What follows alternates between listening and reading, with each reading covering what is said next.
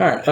So hi everyone. We decided to do a solutions video for the practice final, so you guys can see how all of these different problems are done. We don't normally release the answers because there's a lot of value in figuring it out yourself. So if you haven't already taken the practice final, I recommend that you do that like right now. Um, but once you have, we're just gonna sort of walk you through how you arrive at each of these answers. So first, share my screen. Cool. So first up, problem one, we have to analyze the different data types of all these expressions, and we're given this code that's here on the left.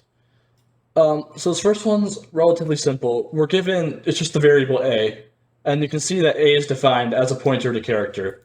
So that's really all this first one is, pointer to character. In this next one, we have star a. If you remember, star in an expression is used to dereference a pointer, which means to get the value that it's pointing at. So if you dereference a pointer to character, you're going to get a character. So those are the first two. All right, this next one, A0. So this one's actually the same as the previous one. Anytime you have this array notation, like something bracket 0, it means to dereference the array or the pointer plus whatever's in the brackets. So this is the same thing as star a plus 0. A plus 0 is just a. So we're basically still just dereferencing a pointer to character. So this one's also just going to be a character. All right, so this is where it starts to get a little bit more complicated. We have our variable c defined here. That's not to be confused with struct c, which is the name of a type. And c is of type struct c.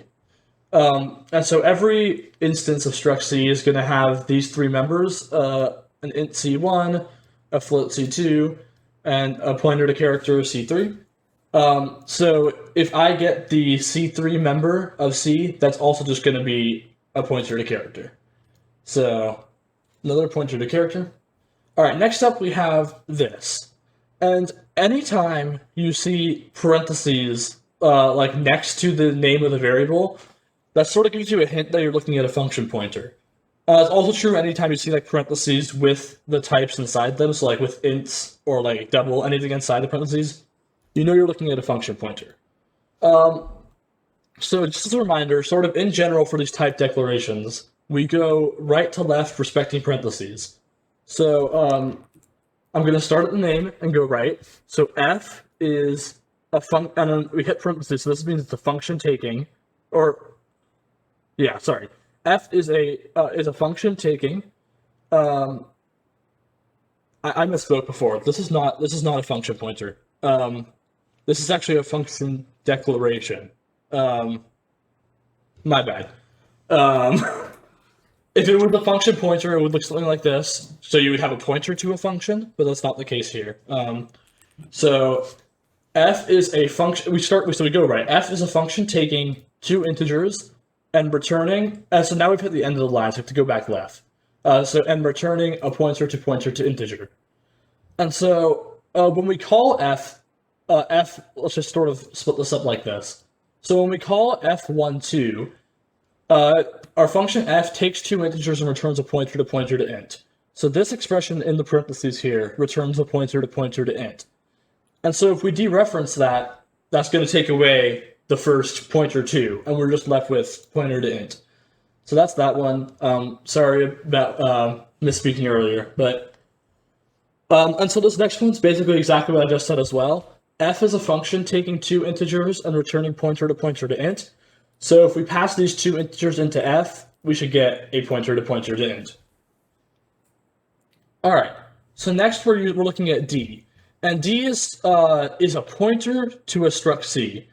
So unlike C, which was a struct C itself, this is a pointer to a struct C. So we'll have to dereference it before we want to get any of the fields. So that's what we do here. When we dereference D, which is a pointer to struct C, you should just get a struct C. And struct C, any struct C dot C3 is going to be a pointer to character. And the last thing I mentioned is that using this array notation will implicitly dereference the pointer, because it'll do something like star, star D, dot C3 plus 1. Writing is hard. That's a D. But anyway, so it's gonna get star D dot C3, which is a pointer to character. If you add one to it, that's still a pointer to character. It's just a different one. And so when you dereference it, you'll still have you'll be dereferencing a pointer to character, which will get you a character. Okay. For this next one, it's also very similar. This arrow notation means to dereference and then get a field. So this is the same thing as star D dot C2. So if I dereference D, I'll get a struct C because it's a pointer to struct C. And so star D dot C2 is just going to be a float because C2 is a float member of struct C. All right, next up G. So this is just a variable, so we just have to read the type of the variable. So like I mentioned before, we go right to left respecting parentheses. So we'll start at the name, we go right, and we see there's immediately a parenthesis, so we have to go back left. So G is a pointer, and then we hit another parenthesis. So I'll say it's a pointer. We hit another parenthesis, so that means we have to go back right. So now G is a pointer to an array, pointer to array of, and now since we hit the end of the line, we have to go back left. So it's a pointer to an array of pointers to floats. Pointer to float. Oh, that's good enough. So that's what it should be. G is a pointer to an array of pointers to floats. So that, once again, that's sort of how you do those. If you're generally a little bit confused on how to do that, you can mess around with cdecal. I think that's cdecal.org, and that'll sort of that can kind of help you out with getting those. But star G, it's very similar to the ones we had before. It's just dereferencing this pointer. So that first pointer 2 is just going to go away, and we're left with array of pointer to floats. All right. Lastly, we have H, which is a 3D array. The first dimension is 10, the second one is 5, and the last one is 3. And when we dereference them, they go in that order. So H3 is going to get one of the elements from this array 10, and each element of that 10 size array is an array of 5, as a 2D array of size 5 by 3 ints. So H3 is going to get the third element from this, and we're left with a 5 by 3 array of ints. So yeah, an array 5 of array 3 int is probably the better way to put that. And just once again, the reason why that is because this is basically an array of size 10 of array of size 5s of array of size 3s of ints. So when you get the third element, that first one just goes away, and you're left with 5, 3 int. And then last but not least, when you put all 3 dimensions in, so you put in 3, that'll get rid of the first one. You put it in 4, it'll get you one from the second dimension. You put in 2, you'll get one from the third dimension, and you're just left with an int. So that's that one. Next up, we have data types and memory layouts. So you're given all these variables as well as the struct definition, and we're asking you for the value of these expressions. So the first one, a plus 1. So the first thing you want to notice is that we're adding a value to an array, but that's not really an operation that we've defined. But anytime that you're trying to do like arithmetic with an array, that array decays to a pointer, which basically means that it implicitly gets converted into a pointer to its starting element. And so this is just pointer arithmetic. And as a reminder, anytime that you have pointer arithmetic, it is the value that you're adding is multiplied by by the size of the type. So even though this is a plus 1, what we actually want to do mathematically is a plus 1 times size of, and then what's it the size of? Well, a is an array of ints, which will get converted into a pointer to int. So we want to take size of int, because that is the pointer type we're working with. So the next question is, what is size of int? That's not given anywhere here, but we can determine it from this first row. So we have 6 integers in this array, and it takes 0x18 bytes to store that. So 0x18 in hex is 16 plus 8 is 24. So if we have 24 bytes for 6 integers, then that means the size of one integer is just going to be 4 bytes. So that's going to be a times 1 times 4, a plus 1 times 4, which is just a plus 4. And as I mentioned before, a is going to get converted into a pointer to its first element. Its first element starts at memory address 0x20,000. So 0x20,000 plus 4, and that should be 0x20004. So that's the first one. All right, this next one, the address of A0. So there's sort of 2 ways to do this. The first one is to sort of look at it, and you can see that we're asking for the address of the first element in the array, and that's just going to be the starting address of the array, because arrays are just contiguous blocks where the first element is at the lowest memory address, and then the next element is right after it, etc. So that's one way to do it, and you can just get this address, it'll be 20,000. Or you can just sort of math it out. So as I mentioned before, so this expression with the array notation can be converted into a dereference plus an addition. So like that. And you'll see we're doing an address of a dereference. And these two operations are basically just the opposite of each other. They cancel out because this will get you the value at an address, and then this will get you the address corresponding to that value. So these things sort of just cancel out, and you're left with a plus 0. And again, since you're doing pointer arithmetic in an array, it'll be implicitly converted into a pointer to the first element. So you're left with 0x20,000 plus 0 times size of int, I guess, is accurate here. But that's still just 0. So we're left with 0x20,000. All right, this next one is the same, but we don't have this address of operator. So it's asking us to get the value of the array. This works exactly the same as like arrays in Java or like other languages. Like A0 is just the first element in the array. So the answer here is just 1. All right, next up, B. What is B? B is a pointer to a character. And it points to a string that says string. So anytime you have a string literal like this and a pointer to it, what you have is you have a pointer on the stack, B, assuming this is called in a function. And that pointer contains a memory address. And that memory address points to read-only static memory, which is like somewhere else, entirely unrelated. We don't know what that address is. It's something. And at that address, it says string,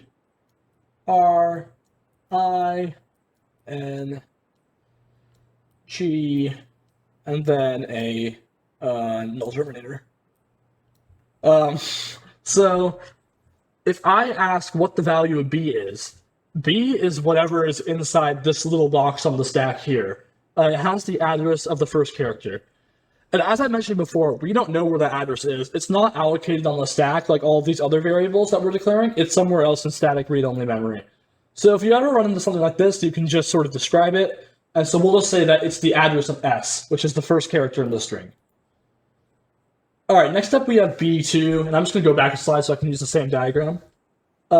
So this, as I mentioned before, this is B, which is the same thing as the address of B0.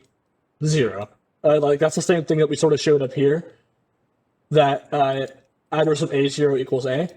So this is going to be at memory address B0. This is going to be at memory address B1. The memory address, yeah. I should clarify. This is B0, this is B1, this is B of 2. So if I get B of 2, it's just going to do B plus 2 and dereference that.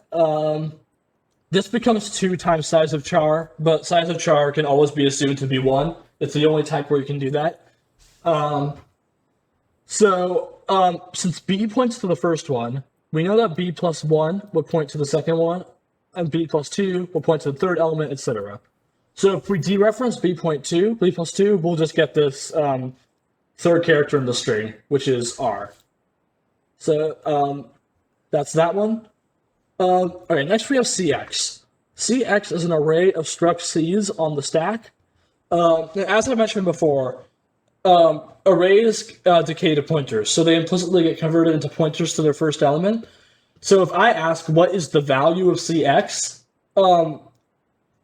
cx is just an array. It's like a notation for a block of array in the stack. But if you put it in an expression, you will get it as a pointer to its first element. So this is just going to be wherever it starts, and that's 2001c. All right, next we have and cx2, and this is where it gets a little bit more complicated. So I'm going to go ahead and draw this array. So let's say it's like that. So this is cx. This is cx0, 1, 2, 3. Each one of these has three members, which I will not draw because we don't really care. But and so how much space? And we know that the starting memory address here is 0x2001c. But the question is, what is the memory address of cx2? So what's the memory address of this element? That's what we're trying to find out. And to figure that out, we need to know the size of the struct. So we can look at what we have here. The double takes 8 bytes. The int takes 4. Each takes 4. 8 plus 4 plus 4 is 16. That's 0x10 in hex. Yeah, we already gave you the size of the struct here, but that's sort of how you get it. You add it up. And so if this one takes 0x10 bytes, then the next one's just going to start at 0x2001c plus 0x10. So that's 2002c. And so then this one's going to start at 0x2003c. And so we just get each of these by taking our starting address and adding the size of whatever's in the array, which in this case is the struct C. So the answer is 2003c. All right, so next one, what is the address of cx3.c2? So cx3 is going to start at 0x2004c. 2004c is the address of the start of cx3. But to get the address, we want to get the address of cx3.c2. And the struct elements can this be assumed to be in order? So the address of cx3 is going to point to this, but we need to skip past it. So I'm going to add the size of this double element. So we have 0x2004c plus 0x8.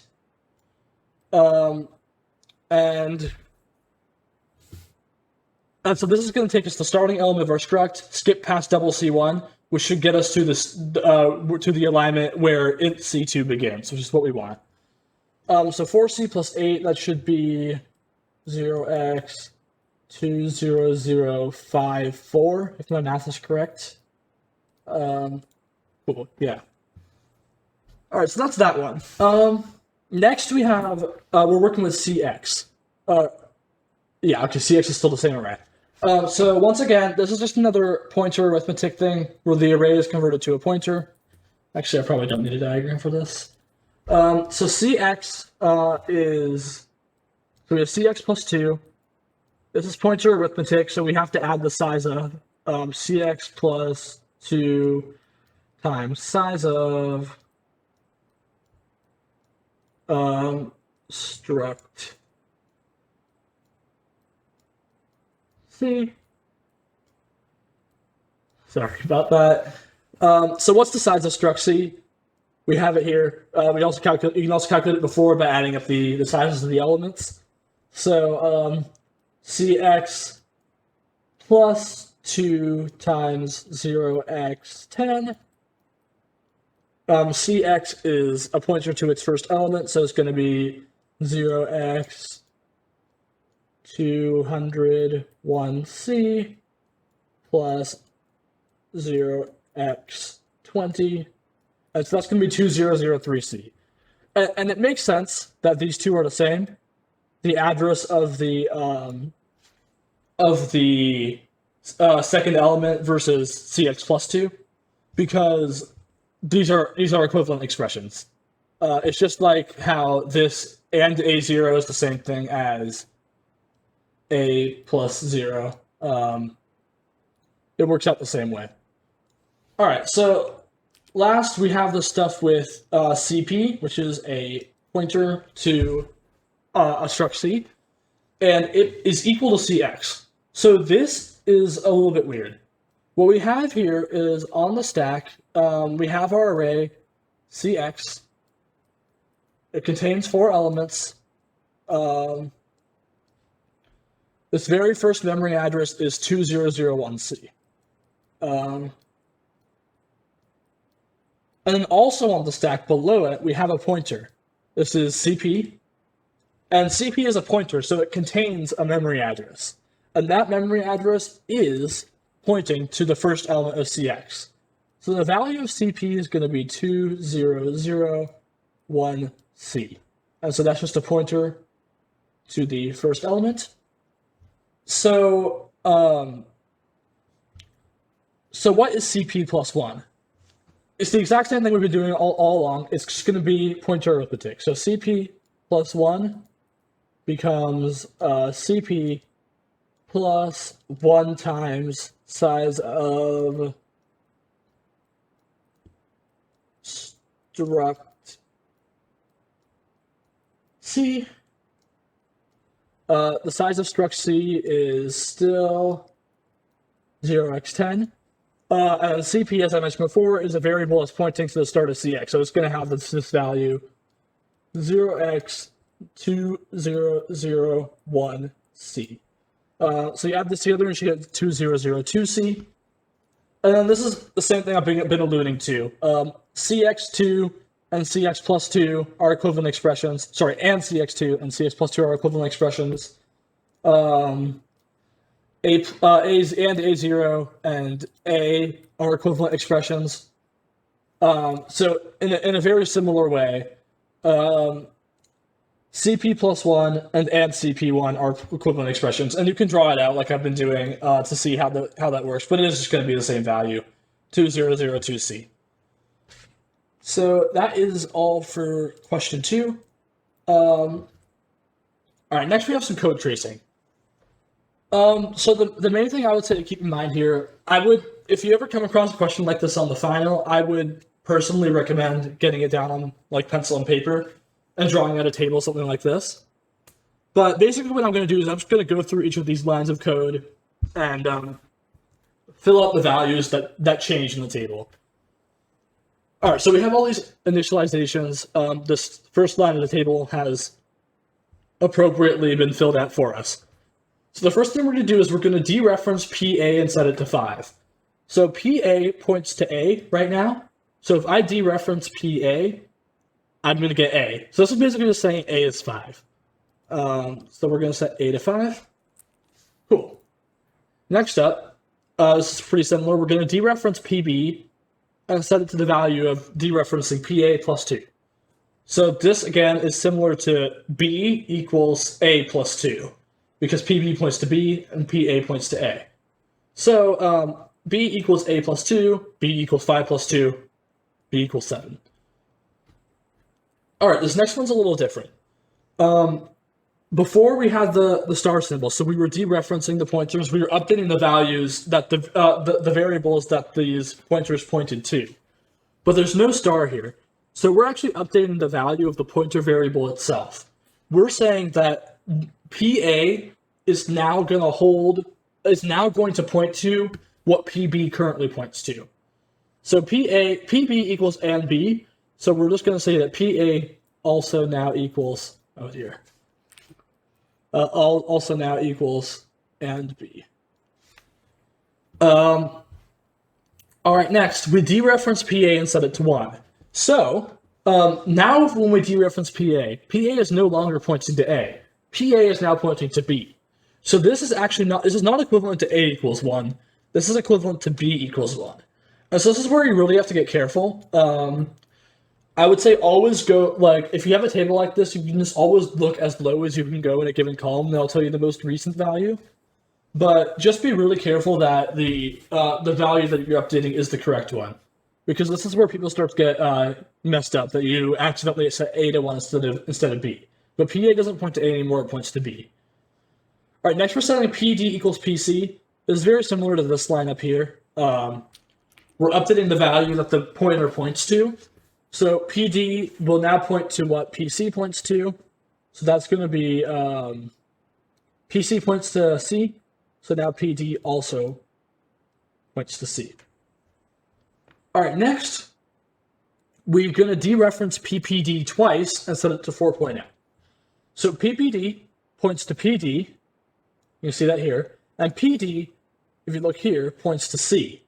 So when I dereference PPD twice, once again, I'm not updating a D, I'm actually updating a C. So C equals, this is basically equivalent to C equals 4.0. All right, this next one, pretty similar. So PPC points to PC. You can see that here. PC also points to C. So once again, we're going to update the value of C. This is equivalent to saying C equals 1.0. So that's that one. Next up, we're going to use the pseudo of PPF. So PPF points to PF. PF points to F. So nothing funky going on here either. We're just going to change F to now point to, or sorry, we're going to change the value of F to be X. Oh. PowerPoint. Okay. Next up, we're going to say PF equals E.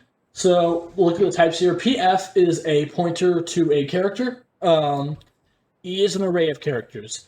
So this is once again the decaying the pointers thing I've been talking about.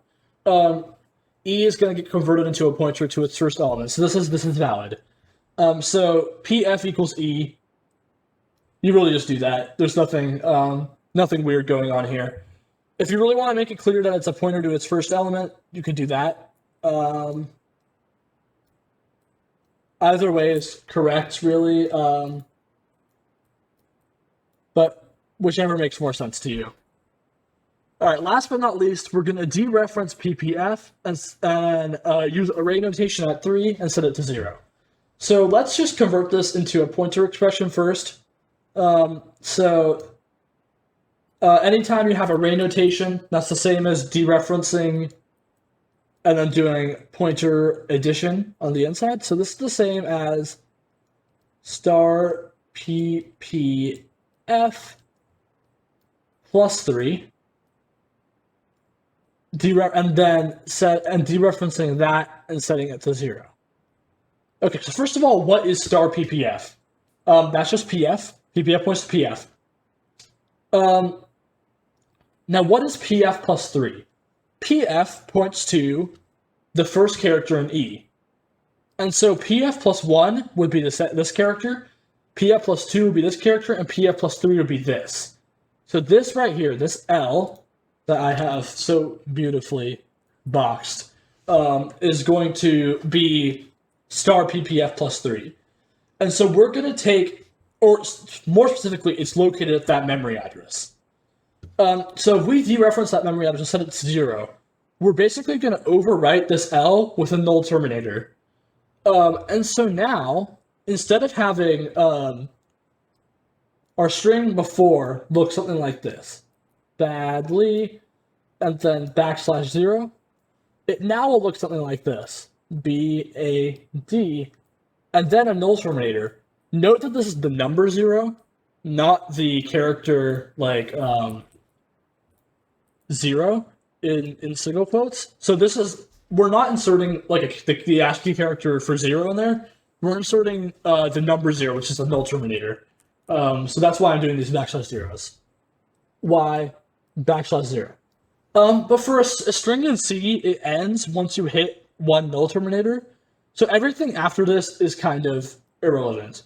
So basically what this is going to do is, since it inserts a null terminator right here, it just makes the rest of this go away. And what we're left with is E becomes the string bad. So that's that. So that is all for this problem. Once again, my suggestions are to like really double check your pointers. Make sure that like your PAs and your PBs are actually pointing to what you think they're pointing to, because they might change, and you don't want to get marked off for that. So, all right, and then next I have problem 4, which is a coding question. So I'm going to quickly not do that.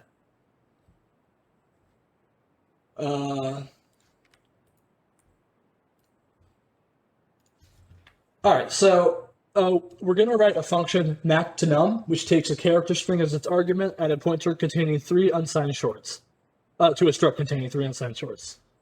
The character string will be in the form of an Ethernet MAC address, which consists of 6 pairs of hex digits separated by colons.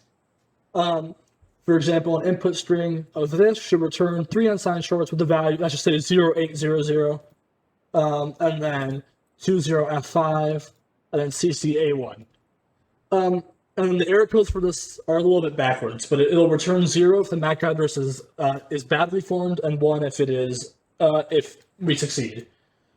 We're also given this function C to H, which takes a pointer to character and returns the integer value of the hex number starting at that, and it'll increment the pointer until it hits a until it hits an invalid character. All right, so I have copied it in here. I've also written some like quick code to test it. But anyway, so the first thing we want to do is that we want to figure out how to we want to parse this first number. So that's actually relatively easy. I can just use the C to H function to parse the first number. And what's that going to do?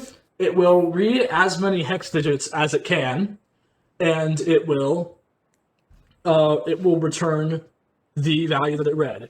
But there is one little problem here, is that C to H is just going to read as many digits as it can. And if there's only 1 digit here, that's not good. If there are none, that's also not good. If there are more than 2, that's not good. We want there to be exactly 2 digits read by this function. So how do we get around that? The easiest way, in my opinion, is to have a... First of all, I'm not going to use this in R. Yeah, I can use that. That's not a big deal. Okay. So the easiest way, in my opinion, is to have a pointer that tracks what the value of your character pointer was before. Because C to H is going to increment it for each valid character it reads. And so, this value of in minus prev, this is going to say, what is the address we're pointing to now? What was it before? And subtract what it was before. So if we started at 08, like right here, and then we get to 0, these two are if we've read exactly 2 characters as we should, then these pointers are going to be exactly 2 apart from each other. So if it is not 2, then we have an error, and we're going to return 0, which is our error code for this function. Okay, what's next? So after we've read the first character, which we put in num1, we're going to read a colon. So we don't have to care what that colon is, we're going to skip past it. But this also has a problem that it doesn't actually check if it's a colon. And if it's a dollar sign like it is in this one, which is not valid, we want to cause an error. So what we'll do is we'll check if the current character that we're pointing to, I'll do it like this actually. If it is not a colon, that's also an error, and we should return the error code. Otherwise, we'll skip past. If it is a colon, then we'll increment over it and we'll read the next number. So to read the next number, we can actually just do something very similar. We can int num2 equals ctoh in, and then we have the same problem. We don't know how many digits this read, but we can use the exact same solution. So we can set the value of previous before we go. And then if we subtract them and they're not equal to 2, we know that either fewer than 2 or more than 2 characters were read, and that is not good. So that's how we read the second number. And then last but not least, we still want to skip over this next colon before we move on. So if it's the exact same thing again, if it is not equal to colon, return 0. And then otherwise we'll skip past it. Okay, so now we have our first two numbers. And if you remember, every pair of two numbers from this map gets converted into one short in our struct. So now that we have the first two numbers, let's figure out how to create the struct of this short. So each short consists of 4 hex digits, and if you remember, each hex digit is 4 bits. So if I want, this goes back to like all the stuff we were talking about in homework 1 way back then. If I want 80 to be on the 8 most significant bits of my short, and I want 00 to be on the 8 least significant bits, I can use shifting to accomplish that. And so what I'll do is I'll say num1, which is this very first number you read, and I'll shift it over by 8 bits. And the reason why I'm shifting it over by 8 bits is because each hex digit is 4 bits. So what this will do is it will take 0x08 and make it 0x0800. It's basically going to add on 2 hex zeros to the end because we're shifting it over left by 2 hex digits. And then how are we going to fill in this last part with... how are we going to fill in this last part with what we just read? I'm just going to use an OR. Because whenever you shift it over by 2, it's going to leave a bunch of zeros on the right half. And so if we use an OR with a value that has all those zeros are going to get overwritten with whatever the second number is, number 2 in this case. So this is how we can compress those two numbers into one short. And so I'm going to put this at what's it called? Out. And then out at MAC address 0. Okay, so now we've read the first number. And believe it or not, to read like the next numbers is pretty much exactly the same. So I'm actually just going to put this in a loop. And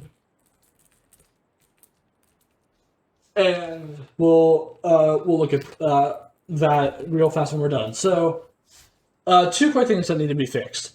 So, okay, well, first of all, let's see what this is going to do. It's going to read the first number as we defined. Perfect. Read the colon. Read the next number. And it'll store those 2 numbers at MAC address 0. Then it'll go again. Since we've already skipped past the colon, it won't have any problem. It'll read the next number. Then it'll read another colon. Read the next number. It'll put those also at MAC address 0. So this is not what we want. I'm gonna change this to I. So the first time we run this, it'll put it at address 0 in the array, and the second number it reads, it'll put it at address 1, and then the last one will be an address 2. And then it reads it again. And the only problem that you run into is at the very end, it's not expecting a colon at the end. It's actually expecting a null terminator because that should be the end of the string. So this is a bit of a special case, and I'm just going to write it like this. So I'm going to do int expected equals colon if I is 2. So if it's the last iteration, I is going to be equal to 2. Then we're going to say we're actually expecting a null terminator. Um, and so last but not so basically that's all we need to do. So at the end, instead of trying to read a colon, it will try to read a null terminator. So that is, I think, all for this one. If we can go ahead and run it and see if we get what's expected.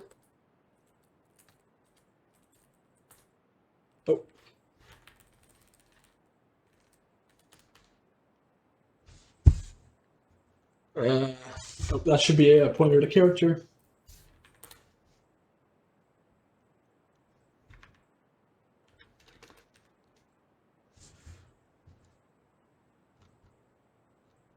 Oh, so this is my mistake. CTOH takes a pointer to a pointer to character. So I actually wanted to pass in a pointer to in, not in itself. And the reason why it takes a pointer to a pointer is all that out variable stuff we were talking about before. If we just pass in the pointer itself, then it would just be this would get incremented, but it wouldn't change the value of in on the stack frame for this function. So, but after we do that, last but not least, if we succeed, we should return 0 or return 1. That is our success code for this function. Okay, so now we do get what's expected. So if we pass in a invalid MAC address, we'll get 0, which is an error. If we pass in a valid one, we get 1, which is the success code, and it correctly converts these into the appropriate shorts. So that's all there is for this one. Once again, some general advice for these. Just sort of go step by step. Think about what your program is expecting to read, what potential errors it might encounter. Those are my main suggestions. If there's ever anything like, for instance, front reverse or back reverse from quiz 4, anything like that, try not to make it too complicated. It's okay to have an implementation that's like a bit slower. It's better to have one that's less efficient and works than one that's super cool and uses like a complex loop but doesn't work. So that's sort of my my main advice for this one. All right. All right, so I guess I will start taking over here. And oops, spoiler alert. Okay, this is the right slide. Yeah, so for the next question, this is another C coding question, and we're going to be finishing the function getInts, where the basic idea is to have a dynamically allocated buffer of integers that grows as the number of inputs increases, and we can use realloc to increase the buffer size. So we have like a lot of hints here because that so we can just go through that. So we can have one variable to tell us how big the buffer is and one variable to tell us how many integers are currently in the buffer for our own clarity. And just remember that integers do take up a certain amount of bytes, size of int, which usually returns 4, but not always. And there's going to be a passed-in parameter n, where we can return the number of ints in that parameter, and the actual return value of the function can be the dynamically allocated buffer itself. And so one of the notes is that the parameter max is used to indicate the maximum number of ints that can be read in. And if this number is like ever exceeded or the memory allocation fails, we just have to remember to free up all dynamically allocated memory, set the parameter n to max plus 1, and return null. And a couple bonuses for only using realloc. And one important one is for not calling realloc every time a number is read in, which means we want to increase the buffer by buffer size by more than 1 int at a time. So let's just look at the prototype of the function to at least get an idea of it. So this is the function we're going to implement. This is just the realloc prototype. So we have n, which is the return value, which is returning the amount of ints we have in our buffer. Max, which, as we said before, is the maximum amount of integers that we shouldn't ever bypass. And these are some variables that we might find useful. And this is the main this is the main part, the meat of our function, and this is returning our return value, which is the buffer. So with that all that in mind, oh yeah, by the way, my text editor is like not cooperating with me the past few days, so I'm just gonna be talking about this function at a bit of a higher level, and maybe write some stuff on the slide itself, but that's about it. But yeah, so with all that in mind, I know we haven't really used dynamic memory allocation in a context like this before, but we can kind of think of this whole concept of like having a buffer for integers as kind of a array list containing integers, just a dynamically sized array that holds in integers. And if it ever reaches like the end of that array, then we just have to resize it and keep going. So the one thing to note here is that we can just, if we want to only use realloc, we can just start by setting retval equal to, I don't know, if we start with retval is equal to null, we can just do okay, thanks. Okay, we're just gonna let that happen. Realloc and then keep retval there. And since one thing you note is that if you pass in a null pointer, as in the first parameter realloc, realloc kind of just functions as a malloc itself. So yeah, that's pretty neat. And then the starting size of our buffer is something we don't really it's not like very important actually, as long as we can continue to resize it as needed. We can just have a starting size of whatever we want. So I'm just going to do something like, I don't know, 16 times size of int. So we can just start with like a buffer containing 16 integers. Not a huge deal. The number doesn't really matter too much. And I'm not going to type out a whole lot so it doesn't like keep going off the screen.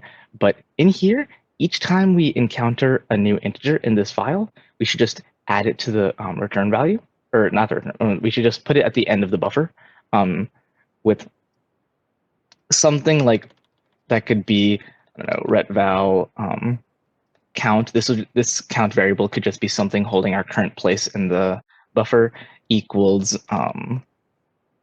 temp. Something like that could work.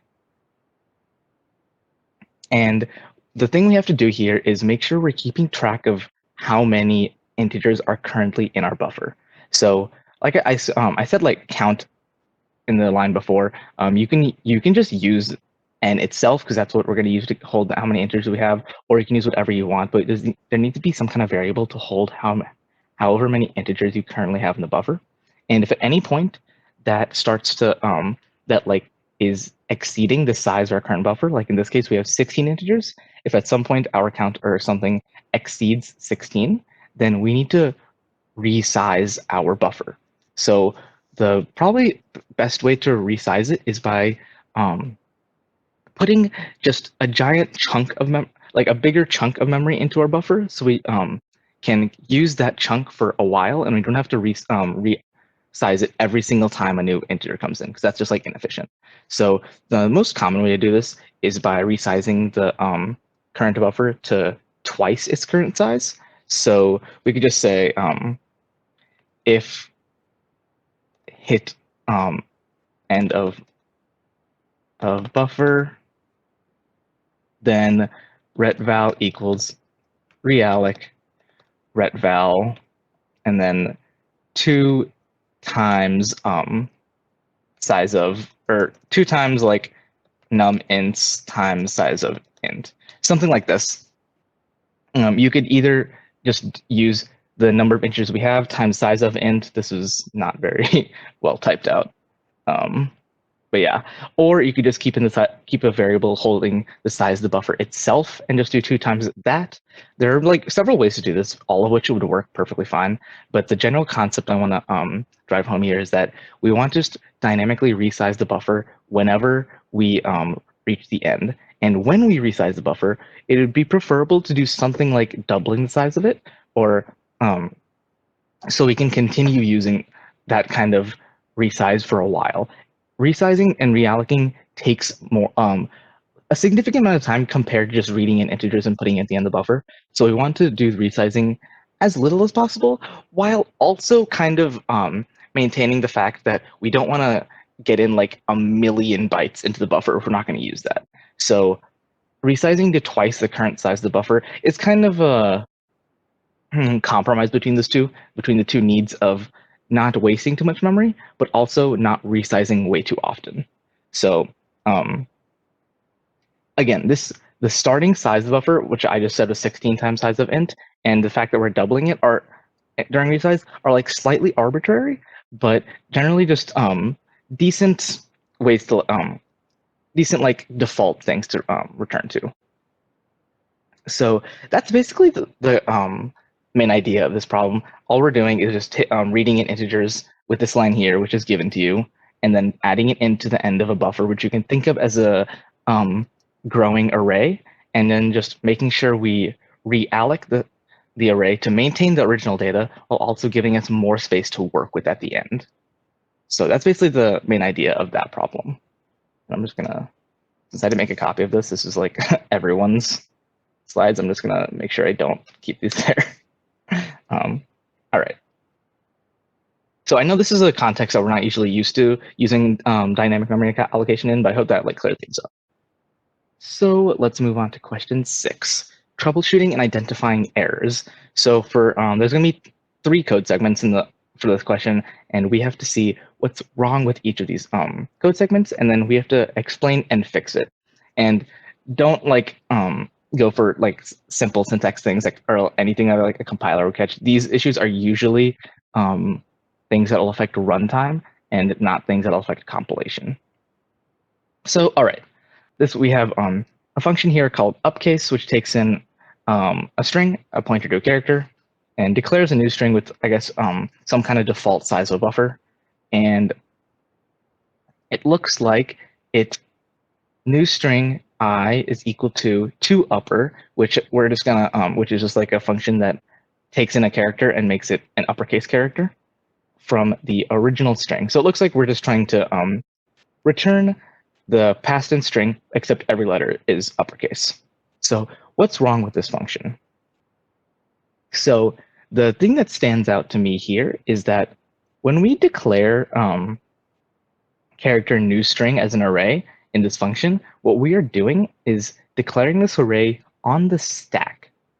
And now the problem is that if we want to return this new string, that is a little bit of a problem because this entire array is on the stack.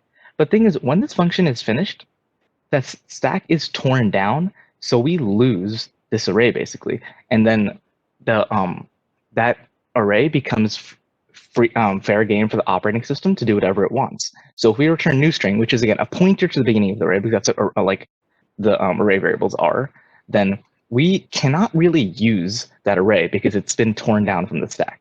So the better way to do this is to allocate some space on the heap for this new string, and then declare a pointer to that allocated space, and then return that pointer. Because when the function finishes, the allocated memory on the heap will still be there. It won't be touched. So we can still have the uppercase string in the heap and work with it just fine.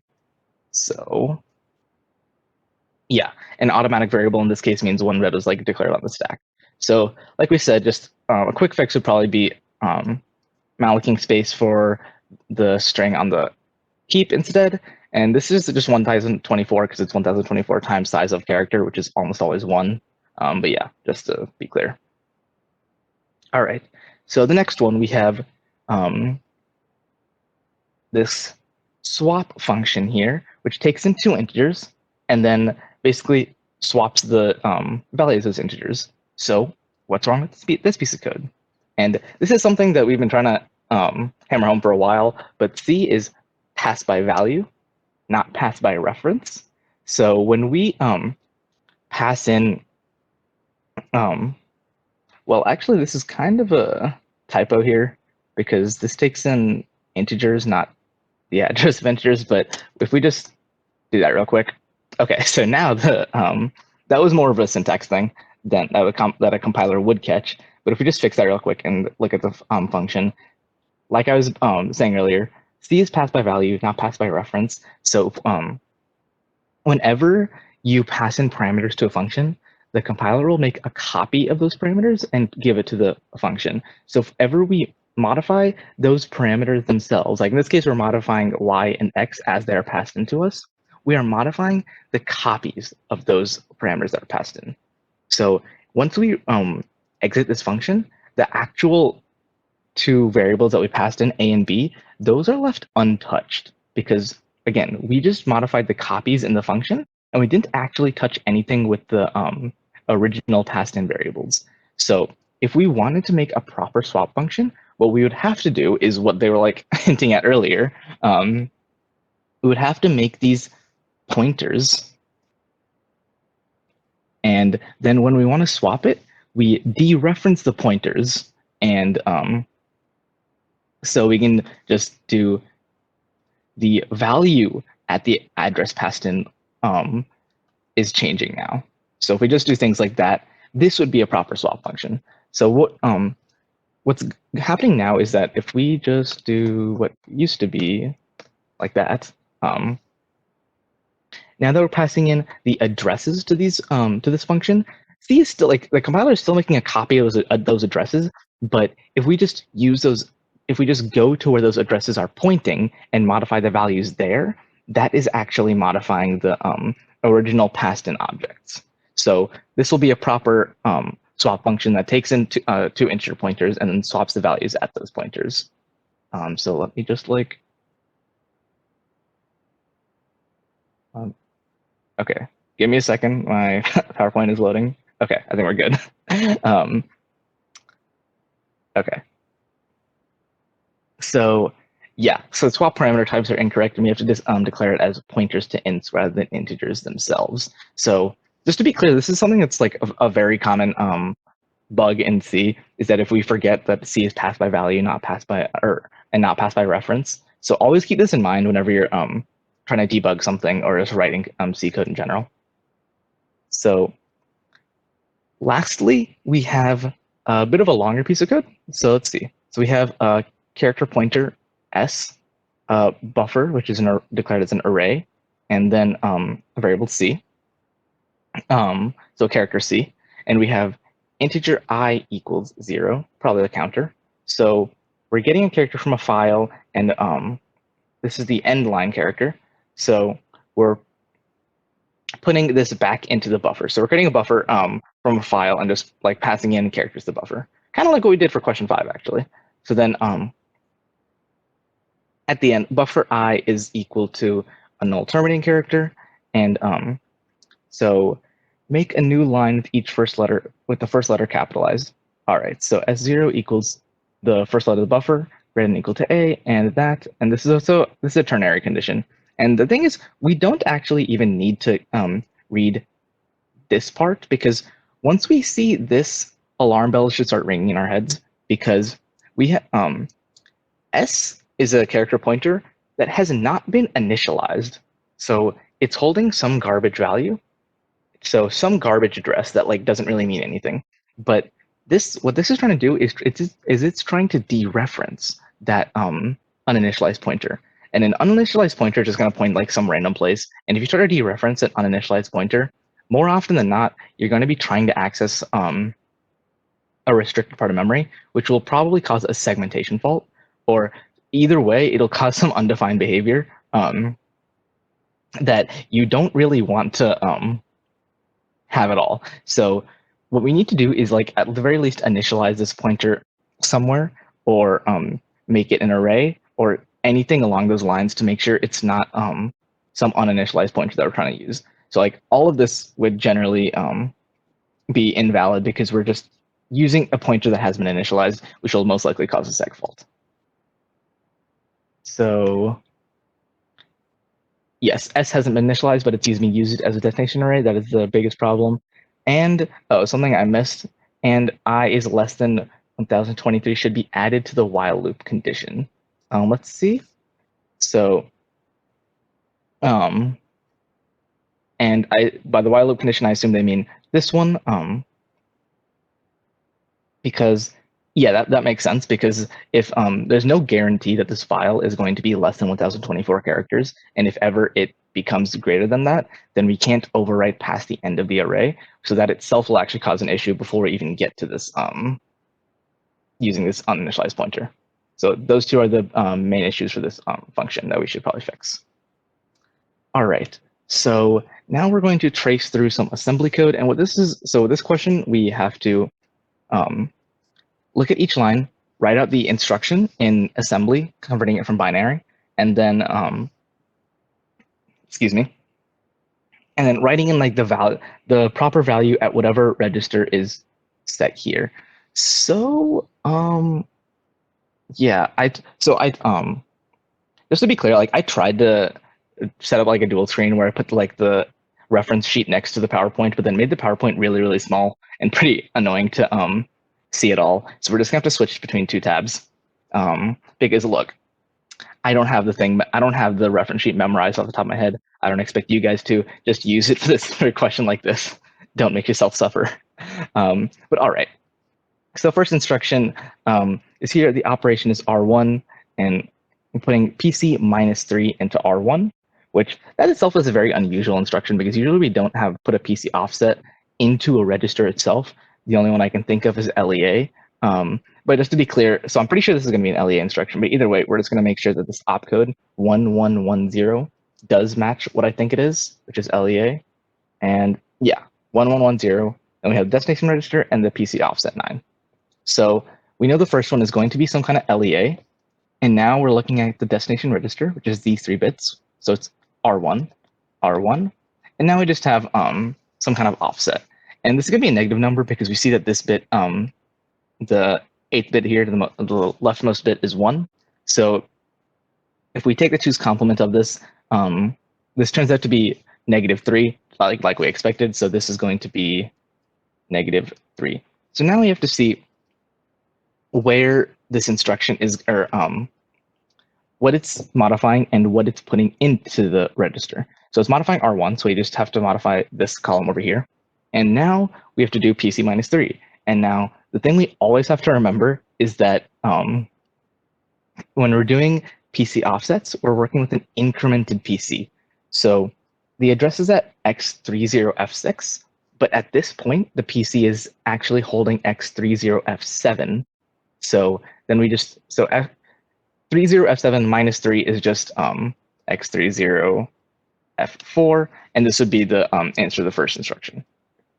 And I should actually not do this because we're gonna have to keep backspacing the entire time.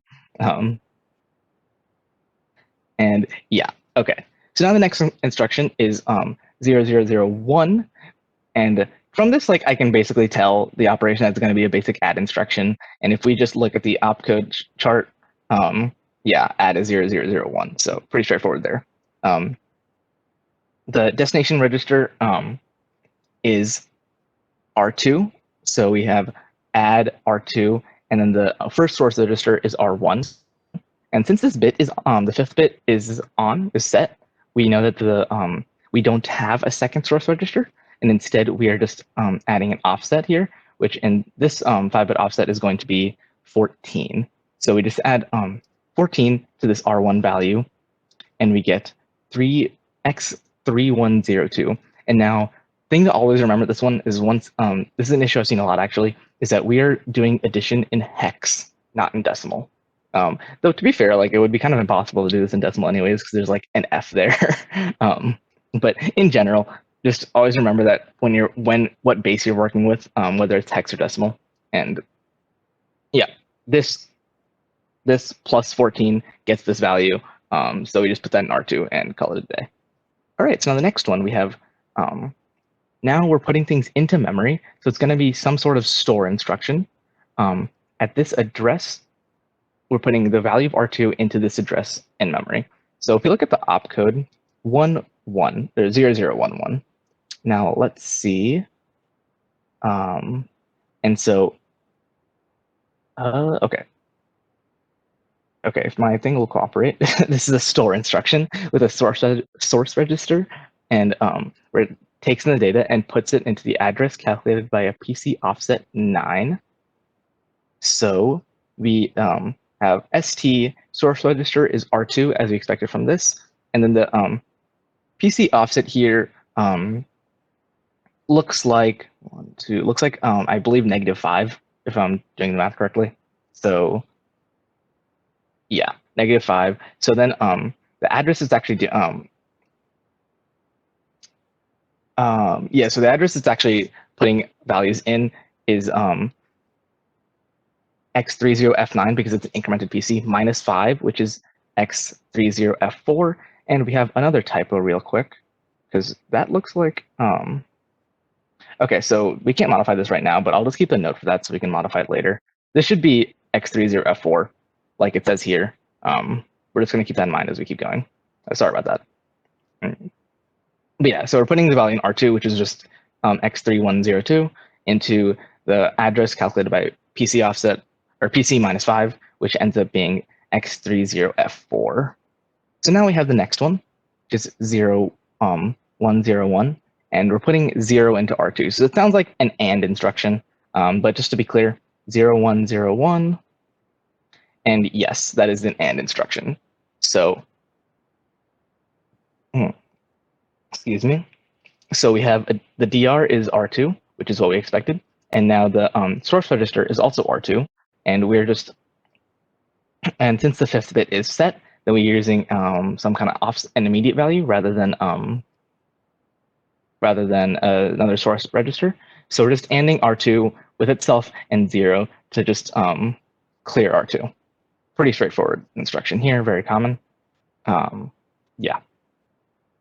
All right, so now the next one is looking like we're just doing another add operation, and since the opcode matches the old one, this is an add opcode. So this destination register is R2 as we expected from this, and the source register is also R2 again. So this for an add instruction, this kind of like the operation itself kind of tells us all we need to know. But just to be clear, DR is R2, SR1 is R2. The 5th bit is set, so we have an immediate value, which ends up being 5. So we put 5 into R2 and call it a day. So now we are hitting another memory modifying instruction. So we know it's a type of store. And since the address is calculated by a register plus an offset, this is most likely going to be STR. I don't know what else it would be really. But we're just going to confirm that. So the opcode is 0111. And yeah, so the opcode of STR is 0111. So we know that this is an STR instruction. So we have the for STR we have a source register and then a base register to help calculate the address plus an offset of 6 bits. So the source register for this one is going to be 2, as we expect from the operation here, and then the base register is going to be R1, again as we can expect from this, and the offset is going to be 14. So the R1 plus 14, that address is, we have to look at the most updated R1 value, which in this case is the only R1 value we have. And now plus 14, that we already did that addition earlier, so we can just kind of take that this value is the address we're putting it in. And if you didn't get that, well, the only column is x3102. So there you go. But we just put the value in R2 into this memory address. So str R2 R1 14 puts 5 into this memory address. Now our last instruction is the opposite. So this is most likely going to be some type of load instruction, since we're getting a value from memory and putting it into a register. And if we look, that we see memory is accessed twice. The only load instruction this happens in is LDI. This is almost guaranteed to be an LDI. But again, just to confirm, the opcode is 1010, and LDI is in fact 1010. And so LDI takes in a destination register and a PC offset 9 again. So the DR is going to be 3, like in this here. And the offset looks like it's going to be 1, 2, 4, 8, -9, I believe. So yeah, LDI are 3, -9. And again, when we're calculating this, the first address to access memory at, we have to remember to add the offset -9 to the incremented PC. So x30fd minus 9 gets us x30f4. And so the value at x30f4 is 3012. So now I have to get the value at 3012 because it's an LDI, and the value there is 5. So the value we want to put into R3 is 5, and that's what happens here, and we are done. And that is the end of question 7. Cool, let's go through some assembly questions. So first question we have here is to write assembly code to implement Z equals A plus B. So let's look into our diagram to the right here. We can see that Z is a local variable, so this is where we'll be storing the sum. We see that A and B are both arguments that we can pull off our stack using our frame pointer. So what we would have to do is we would have to take A and we'd have to put it into a register. We'd have to take B and put it into a register, add those two registers together, and then store that final resulting value into the space that we have allocated for Z. So our code would end up looking like this. Remember, we use R5 as a frame pointer, so that's why we load our arguments, or we load arguments off the stack relative to R5. And then we, again, just add those two values together after we pull A and B off the stack, and then we store our resulting value in that space allocated for Z. Our next question is to write the assembly code to implement y equals c times 4 plus z. We don't have a multiplication function, so we'll have to have some fun adding in order to do the c times 4. And then also we would have to add z, which means we would have to get z from the stack, and also c from the stack. And then we would want to store our resulting value in y. So it ends up looking something like this, where we store c into R1, we can then double what we have in c, and then we double that value again, so then we end up having c times 4. After that, we load z off the stack, and then we complete the operation with c times 4 plus z, and then we store the result of that into another register, and then we take that register and store it in the space that we have allocated for the y variable, which is here just one space away from the frame pointer. And that is how we would implement these two functions. Our next question is to write the assembly code to implement x equals div parentheses a comma y close parentheses, where div is a function defined elsewhere. So we're basically trying to set up the caller function. Right off the bat, we know that we are going to have to put a and y on the stack. Then we'll have to jump a subroutine so we can get into the div function. And then when it comes back, when we get returned back to the caller, which is our function, we're going to have to pull that return value off the stack and take out that space that we had allocated for these arguments. So here you can see, first thing that we do is we load A into a register, then we load Y into a register, and then we make space on our stack for two new arguments before we do our subroutine call. After we make that space, we store each argument, and again, the top of our stack is going to be our leftmost argument. So top of our stack will be A. So that means we're going to want to push our arguments from right to left, which is why we push Y first, and then we push A. So A can be at the top of our stack. After that, we then jump to the div function, or div subroutine, and then when we come back to this caller, we'll take whatever R6 is pointing to, because we know that'll be the return value, and we'll load that value into R3. After that, we want to take out that space that we had allocated for those arguments, so then we increment R6 by 3 to remove those spots, and then finally we store our resulting value over in the space that we have allocated for x, which is right where the frame pointer points to. So now, what's the purpose of a memory location labeled RV? RV is a return value. It's exactly where the return value of the function should be stored. And a good note is that R6 should be pointing to this location when the execution returns to the caller. Which register's values must not be changed while the body of math executes? Let's look to the right here. So here, right away, if we look at our general purpose registers that are saved on the stack, we can see that R0 and R4 are both not saved. So we know we can't really mess with those values.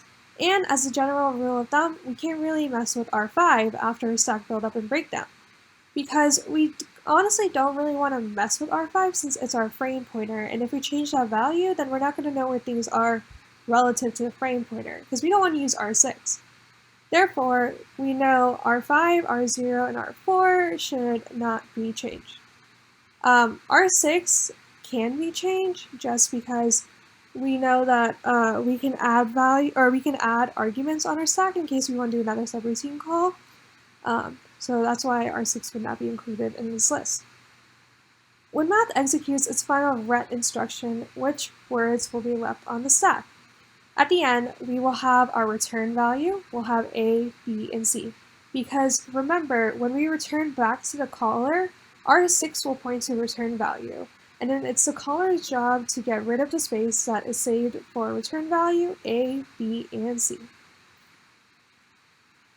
So our next question here is to convert the number in R3 to its 2's complement. 2's complement has 2 steps. The first step is that we're going to want to not the value, and then the second step is just to add 1 to it. So right away, it's like a 2-line thing, and that's just how you do the 2's complement. Our next question is to compute the inclusive OR of R1 and R2 with a result in R0.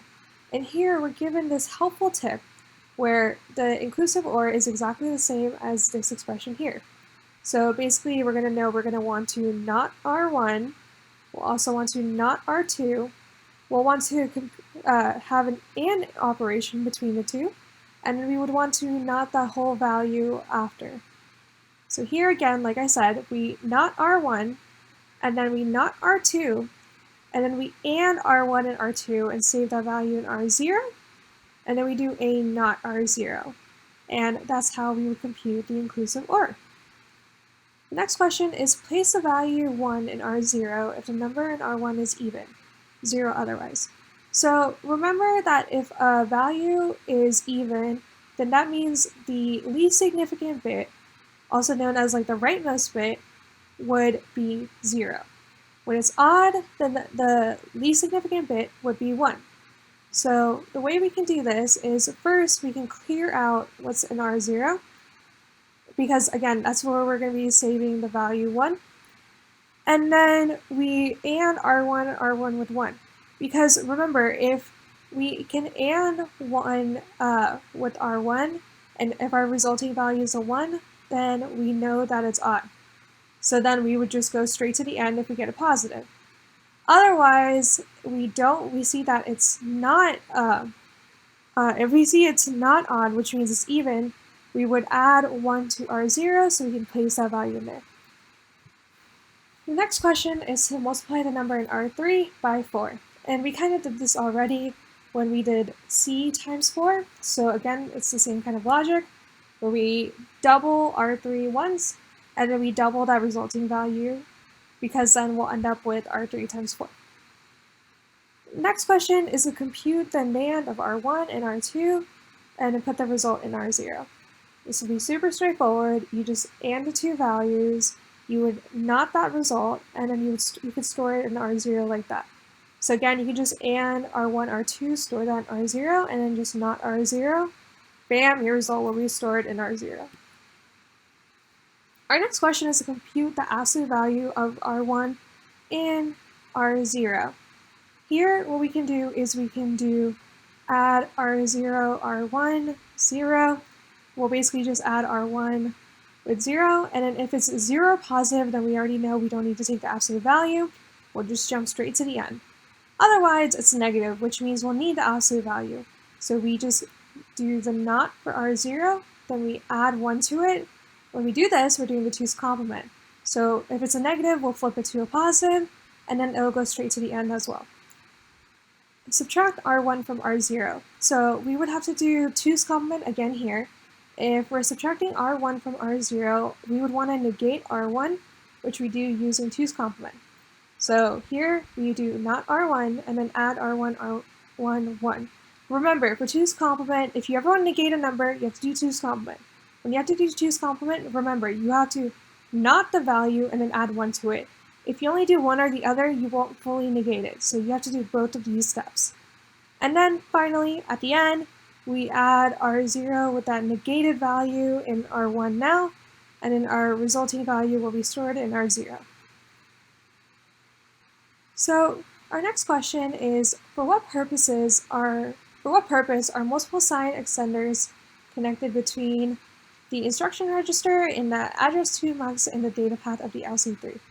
So remember that we have to sign extend the offset bits that we pull from the instruction register to compute the addresses for different instructions. The address muxes are used to compute addresses, and that's why we would want to use our sign extend, or we would want to sign extend those offset bits. And sign extending bits allows us to calculate addresses. So this is why we would want to sign extend.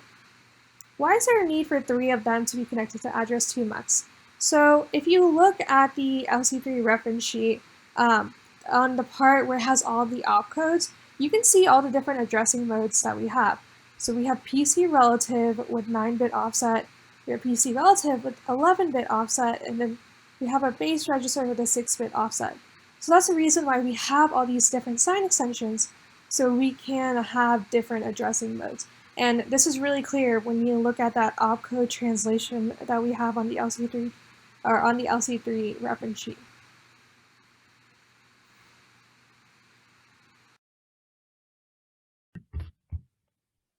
All right, hey guys. Hopefully you guys are doing well and studying hard for the final.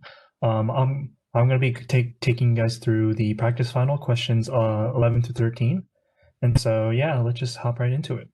So the question here is we're going to analyze this logic circuit, and given these 4 inputs A, B, C, and D, and basically just fill out this truth table. These values are for the A, B, and C, and D are all given for you, and your job is basically just to pick the correct output for S given this circuit here.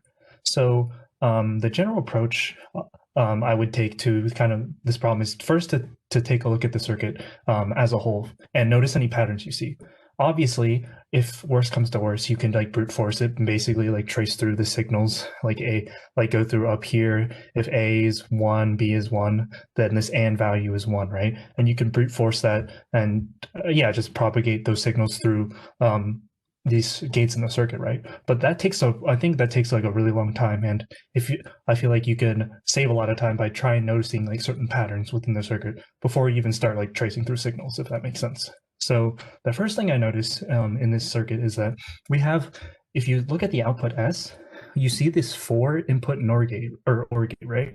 So if you recall the property of OR, basically if any of these inputs are 1, then the S value of S is going to be 1. So it doesn't matter if there's like one input is 1 or all 4 inputs are 1, or if there's like 3 zeros and 1 1, right? So as long as there's 1 1 that's going into this OR gate, S is going to be output 1.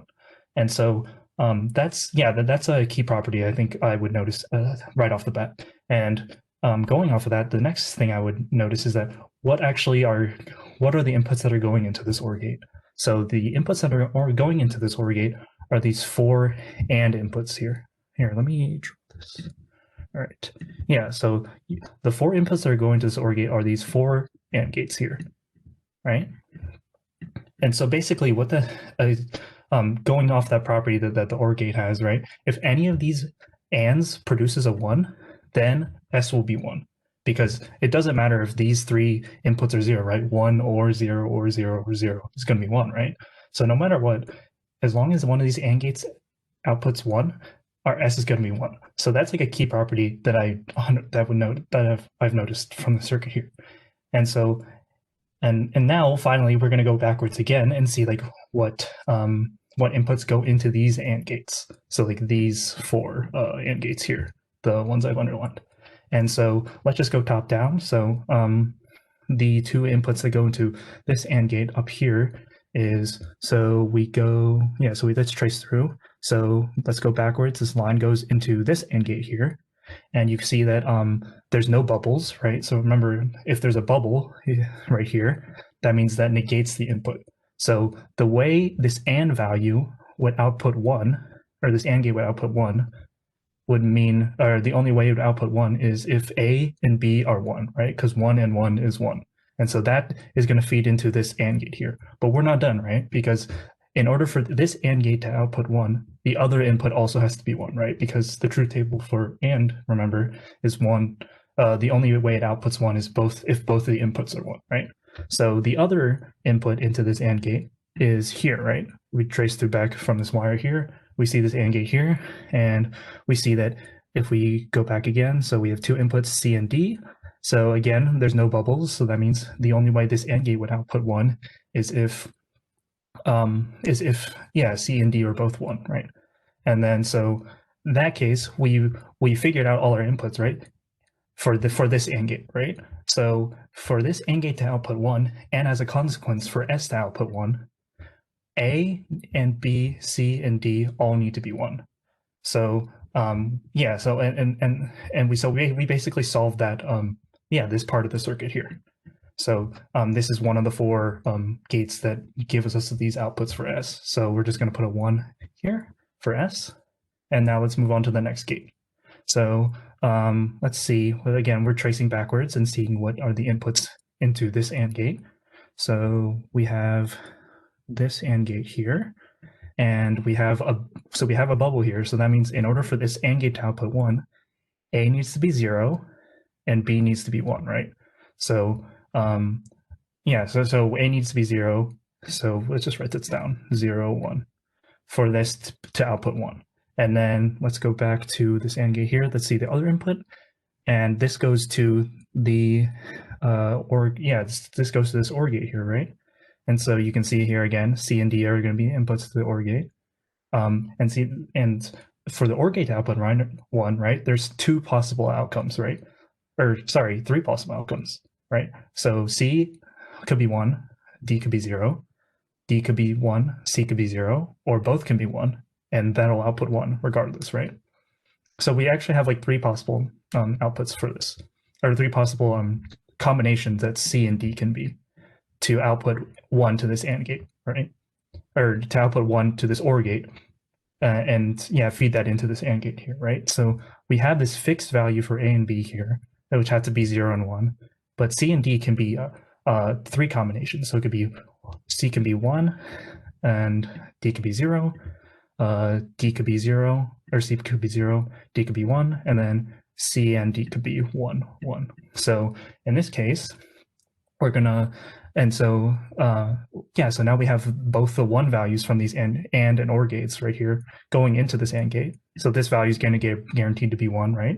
And we're going to feed that into this OR gate. It doesn't matter what the other 3 inputs are, because again, if there's 1 in this OR, S is guaranteed to be 1. So we don't need to even worry about the other 3. So basically, what I'm kind of doing right here is going by like a case-by-case basis, where I'm like going through the possible combinations that possibly can result in this AND gate output 1, or these 4 separate AND gates to output 1, and as a consequence, S outputs 1 as a result. So let's go back to it. So remember, A has to be 0, B has to be 1, so that's fixed, right? But there's 3 combinations for C and D. So let's just go through. So it could be 0, 1, and then C could be 1, and then D could be 0, so that we put 1 there. 0, 1 again for A and B, and then 0, 1 for C and D. So 0, 1, let me look at the table here, 0, 1, give me a second. 0, 1, 0, 1, sorry, yeah, that would be a 1 as well. And then 0, 1, 1, 1 for the last combination. So 0, 1, 1, 1, that would be 1. So now we've taken care of 2 of the AND gates. So let's cross that out. So let's go on to the third AND gate. Again, we look backwards. B is, so A has to be 1. And then B, since there's a bubble here, B has to be 0. So let me just write that here, 1, 0. For this AND gate to output 1. And then let's go to the other one. Okay, so now we have these XOR. So if you recall the truth table for XOR, there's 2 possible ways that XOR can output 1. Is if C is 1, D is 0, or C is 0 and D is 1. So that's just like knowledge of the XOR truth table. And so there's 2 possible combinations again. But again, A and B are fixed because there's only 1 possible way that 1 could output from this AND gate. But there's 2 possible ways you can output 1 from this OR gate. So again, since these are both 1, we AND them together, that's going to be 1, and that's going to go to this OR gate. Again, that's always going to be 1, so that's going to be the output of our S, which is 1. So let's just go through the inputs that result in the 1 here after tracing through this AND gate. So A is 1, B is 0, so we're looking at these 4 blocks here. And then we have C could be 1, or C could be 1, D could be 0, so it'd be 1 0 1 0, that'll result in 1. And then finally we have our 1 0 1 0 and then 0 1. So right here. Okay. And now we have so we've taken care of that AND gate. And now we have our final AND gate here. So again, same process. For this AND gate to be 1, this A and B both have to be 0s, right? Because there's 2 bubbles. So they're negated, so 0s will become 1s, and then 1 and 1 is 1. So that'd be 0 0. And then we look at this other AND gate. This other input into this AND gate here. And it would actually all solely depends on D here.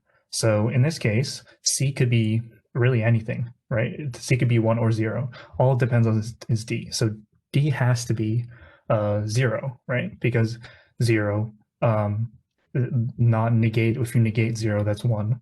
So in this case, C could be 0, but D has to be 1. Or C could be 1, but D still has to be 1. So those are the possible combinations to get 1 into this AND gate here. So again, so now we're just going to match these up again. So 0 0 0 1. So there. And then, oh wait, I'm so sorry. D has to be 0. Yeah, sorry. So that'd be 0 0. Yeah, I had them switch around. So 0 0 0 0 and then 0 0 1 0. So let me erase that. Okay. Okay. And so yeah, 0 0 0 0 was all in the 1, and then 0 0 and then 1 0 would also was all in the 1.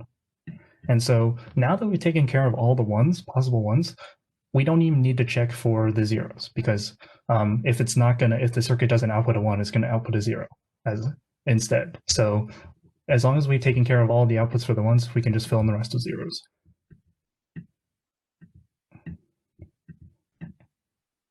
All right.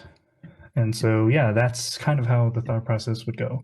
And this is kind of just my thought process, but I'm sure there are probably other ways to do this. Like also another way could just be by noticing that these 4 AND gates up top here result in these 4 cases here, where if you can see here that if A0 and B0, this result in a 1. So this AND gate here would correspond to, I believe, these 4 cases, and then this AND gate here would result in another 4 cases. But yeah, so the moral of the story for these types of questions, if you don't want to spend or if you want to save as much time as possible, is you can always brute force it, right? But the key thing is to break it down into like these small or notice patterns in the circuit, so you can do less work basically. And these are the slides, and hopefully my outputs are the same. I think they are, but yeah, let me double check. Actually, 1 0 1 0 0 0 1 1 1. Yeah. Okay, so my answers were correct there. So yeah, hopefully that gave you more insight into how to analyze these types of questions.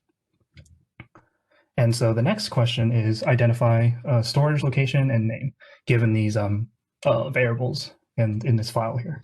So the first question is, what is the location and address or visibility of this title? So location means like where in memory is it stored, or where in memory is it stored, and visibility is like, is it visible within the file, or has a global visibility, or is it only visible within the function?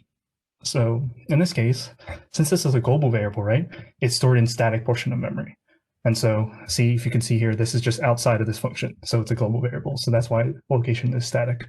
And obviously, since it's a global variable, visibility is global. So it's visible within all files. Next one, the next variable is error status. Even though this is an extern int, it doesn't affect the it doesn't affect the location because it's still declared as a global variable, so it's still stored in the static portion of memory, as well as the visibility. Again, since it's global, even though it's an extern, it's declared globally, defined globally. Yeah, and so the visibility is still global. The next, so for the next variable, stats. Again, this is static. Remember, this is static next to a variable that's a global variable. So since it's a global variable, obviously, well, since it's a static variable also, it's stored in the static portion of memory. But remember, static next to a global variable means that it's, next to a variable that's defined outside of a function means that it's visible only within the file. So that's just, that's just simply a property of static, and knowing what context static is used and how it changes the visibility of certain variables.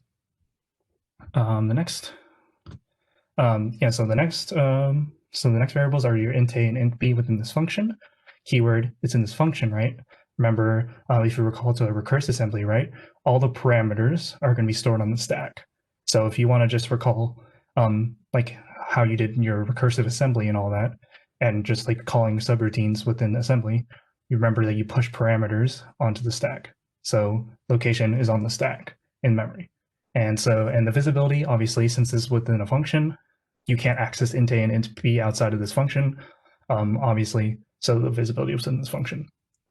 And the next one is just a simple double result. Remember local variables, if you recall to this, your assembly, again, the local variables are just stored on the stack.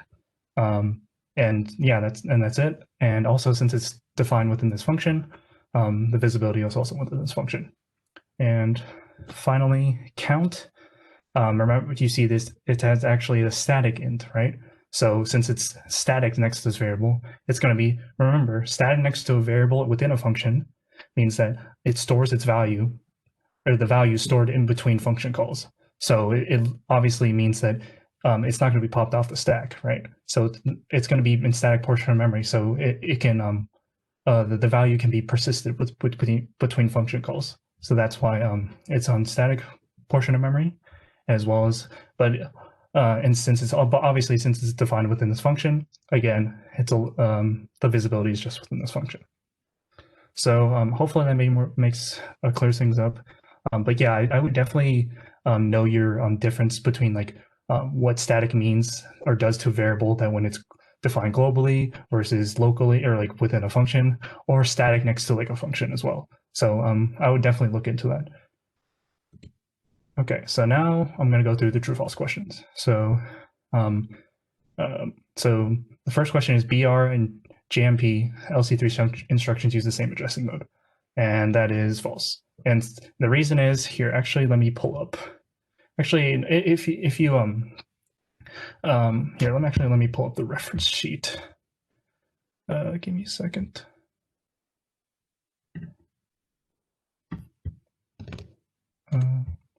Sorry, but yeah, you'll be given you're allowed to use reference sheets. So I just wanted to demonstrate the difference, but they are not using the same addressing mode, and I will show you why on the reference sheet. Give me a second.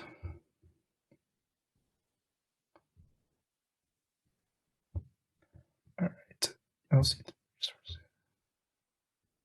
Okay, now let me share my screen again. Okay. Share. And here we go. That is okay. Okay, so you can see here that BR takes in a PC offset 9, right? And JMP takes a base register. So clearly you can see that the addressing modes are clearly different, where BR takes a PC offset, a 9-bit offset, and then JMP, you just have to specify a register. So that's right, that's false. 20% again. Okay. So the next question, instruct trap x27, those hexadecimal value x27 into the PC. And this is false. So again, I think this is just knowledge of traps, right? We're just testing your knowledge of traps. It actually loads the address of 27 into the trap vector table. So that's completely different from like 27 memory address 27 in the PC. Those are completely two different things. Hex value 27 is like an index into the trap vector table, which is like a special portion of memory. I think we talk more about that in like CS 2200, but just know that it doesn't actually load that memory address 27 into the PC. And the next question, representing the number -81. Sorry guys, I was having some technical difficulties, but going back to this question, part C here, to represent -1 in 2's complement, right, requires at least 8 bits. So let's just try and actually generate -81 in 2's complement and see how many bits we think it would take. So if we want to represent 81 in binary, right, this would just be 1010001 because 64 plus 16 plus 1, that's 81. And so remember 2's complement, so we flip the bits. So that would be 0 1 0 1 1 1 0. And then we add 1. So this 0 would just become a 1. So this is the most tricky thing, right? So we flipped the bits and we added 1, right? But you can see here we can represent 81. It seems like we can represent 81 -81 with 7 bits here. But the problem is, right, that remember for 2's complement, you need for any negative number, if no number is negative, there has to be a leading one. So that's the most tricky thing here. So that's why we need another 1 here to signify that's a negative in 2's complement. And so actually that's why this is true, because we need this leading 1 because it's in 2's complement negative number, because and 2's complement negative numbers always have a leading 1. So that's why this is true and why it might be tricky, because if you just do the simple flip the bits, add 1, you will lose the leading, or you don't think about the leading 1, you can get this question wrong pretty easily. And so for hopefully that made sense for that question. And for the next question, an 8-bit 2's complement integer can represent numbers in the range -27 to +27. And this just comes down to, you can obviously do this calculation yourself, but this is just simple knowledge of the 2's complement range. Remember, the 2's complement number range is -2 to the n-1 to where n is the number of bits, right? And then on the positive end, it can represent up to 2 to the n-1 minus 1. So and so if you do the calculation, right, so 2 to the 7th, or -2 to the 7th is -128. So that's why this is incorrect. So this can represent -2 to the 7th, which is -128, to +127. So that just comes down to knowledge of like how big of a range 2's complement can represent. Okay, and so for the next batch of true false, a 2's complement integer can be multiplied by 2 by shifting it 1 bit to the left, filling the low order bit with a 0. And this is definitely true, right? This is just kind of a property we taught you in class. You can try it out for yourself on any integer or any binary representation of a number you want. It'll always be true, where if you want to multiply a number by 2, you can just shift the binary representation of it by 1 to the left, and then filling the lower bit with a 0, then your resulting binary representation will be twice as large. And so, that's the answer to that question. And for the next question, any Boolean function can be calculated by a proper combination of NOR gates. This is true. And the reason this is true is that you can think about this yourself, or you can try and think about this yourself, but NOR gates can be used to construct and or not gates. So once you can construct those 3 gates, you can represent any Boolean function, right? And so that's the reason that's true. And then for this question, or for the next one, in C, computing 18 bitwise AND 19 gives the result of 2. So let's try to convert this in binary here. So 19 would be, well, let's do 14 first. So that'd be, I believe, 8 plus 4 plus 2. Yeah, so would it be 1, 1, 1, 0? And then you AND that with 19, which is, I believe, 16 plus 2 plus 1. So there, this is awful handwriting, sorry, but then we bitwise AND this, so that would give you, so let's just do with the leading one here. So that'd be 0, 1 and 0 is 0, 1 and 0 is 0, 1 and 1 is 1, and 1 and 0, or 0 and 1 is 0. So, and obviously this representation in binary is equivalent to 2. So that would be true. And so, yeah, the work here, also the work here. So you can see here, we're just ANDing the bits. And then, yeah, our resulting output is 2 in decimal, or binary. Or, yeah, binary, yep. And finally, the hexadecimal number 3F07 can be represented in octal as 37407.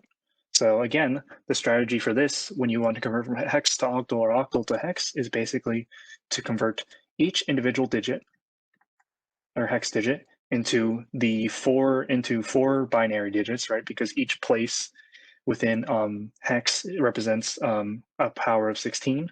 So that's equivalent to 4 bits in binary. So 7 would become, I believe, 4 plus 2 plus 1. So it'd be 0, 1, 1, 1. 0 would just be 4 zeros. F would just be 4 ones. And 3 would just be 1, 1, or 0, 0, 1, 1. And then from there, since we have these 4 groupings, we can we can just group by 3 and then convert to octal. So if we go to the next slide, I believe it does it for you. Oh, it doesn't do it for you, but basically, right? So we're going to group these by 3, right? Because octal, each digit represents 8, or is a power of 8. So now we have 3 binary digits, which represents 8. So we're going to group by 3 here. I'll just group this into 3. If I can add 3. Okay. And then, okay. So again, these 3, 1 plus 1 plus 1, or sorry, 4 plus 2 plus 1 is 7. You can see here, so that's 7. 0 plus, yeah, all zeros is still 0.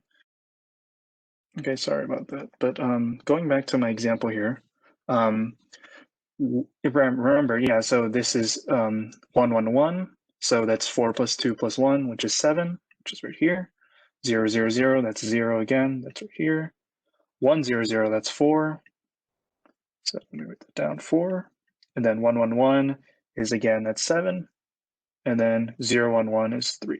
And we don't care about that leading 0 because that's still 1. So yeah, it's 3, 7, 4, 0, 7, which is exactly what we have here. So that's true.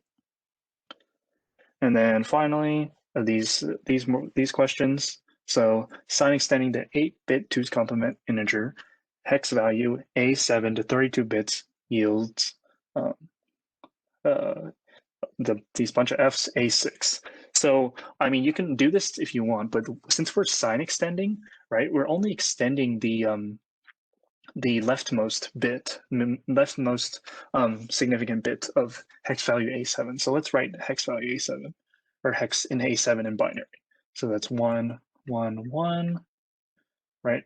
We're splitting, or this is represented by 4 binary digits. So it's 0, 1, 1, 1. And then A is the equivalent of 10. So that's going to be 0, 1, 0, 1.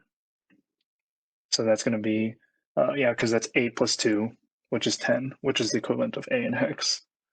And so now we're going to sign extend this 1 to 32 bits. So, I mean, we can sign extend this to 32 bits, you can see, but like the first thing I've immediately noticed is that sign extending this value here, or sign extending this to 32 bits will not change your low order bits, or this low order bit here, which is this 7. And our answer already says 6 here, and 6 does not equal 7. So you can go through the trouble of sign extending this if you want. But if you notice this immediately, you can just immediately see that like sign extending won't change 7 to a 6, this 7 to a 6. And so you can immediately just put false here.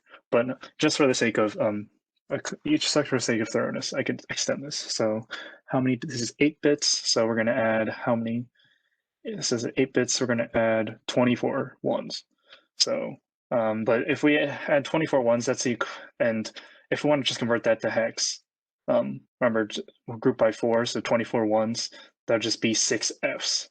So 1, 2. So you can see here that's 1, 2, 3, 4, 5, 6 Fs, right? That's the equivalent of sign extending it. But again, that doesn't change this A, or it doesn't change this A in the 6 value, right? So you can see that 6 clearly does not equal 7. So obviously the answer is false. And you can see if you wanted to sign extend this out here, this is the value. But yeah, you can see here that sign extending, it doesn't change this bit here. So obviously 6 will not, sign extending doesn't change 6 to a 7 in this case for the low order bits. So that's why that's false. And finally, this last question here, the 2's complement of hex value 0000 is FFFF in hex. So immediately, not even like trying to, obviously you can brute force and try and do this yourself, but purely from a conceptual perspective, right?